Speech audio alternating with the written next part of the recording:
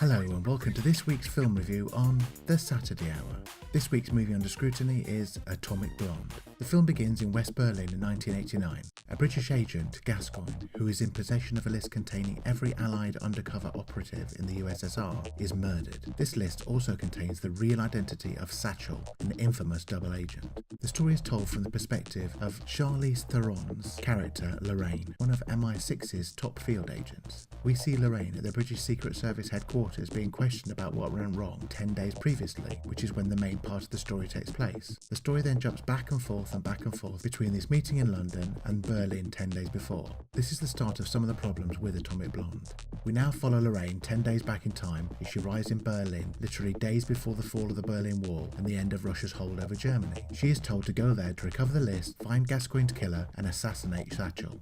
At the airport, she is met by two agents who tell her that Percival, her British contact, is running late. Without questioning their credentials, she accepts their ride. A spectacular in-car fight breaks out, a la Deadpool, and while defeating the agents, she survives a high-speed crash in a 1980s family saloon. After meeting Percival, James McAvoy, she goes to search Gascoigne's flat. When the police turn up, she fights and beats them all with a garden hose. It's a fun and very clever fight scene. But this question still nags me though. Why would someone living in a third-floor flat with no plants need a garden hose? It turns out the only person knowing she was going to Gascoigne's flat was Percival. She now suspects him of being the double agent. Lorraine meets sexy French agent Delphine, who's been tailing her since her arrival, and they begin a relationship. It turns out there is another copy of this list, memorised by KGB agent Spyglass, who's willing to trade the information to the British in exchange for safe passage.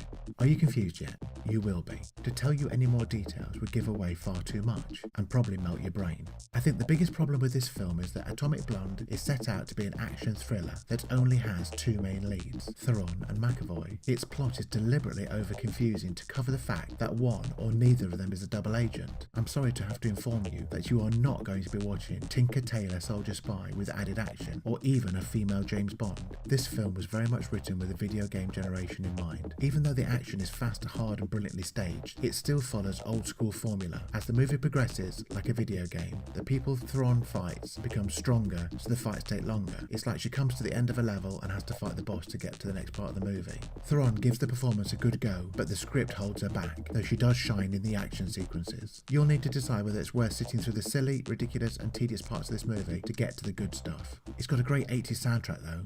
And now, a film you may have missed and should go and try and discover. This week is Baraka. Baraka is a 1992 documentary film that has no dialogue or a direct narrative theme. That may sound strange and odd, but it is simply one of the most powerfully beautiful movies you will ever see. Shot over nearly 2 years and in 20 plus countries, the film explores our planet for the most compelling, interesting and strange compilations of visuals, observing the human world, nature and technology with long, steady shots, often employing time-lapse and slow-motion techniques to capture every little detail in crystal clear 70mm. From watching indigenous cultures to monkeys bathing in hot springs, from the horror of genocide to whirling dervishes, the film is a mixture of emotions. This is a film you can buy and watch over and over. Every viewing I seem to notice something completely different. Breathtaking is a very overused saying, but Baraka really is.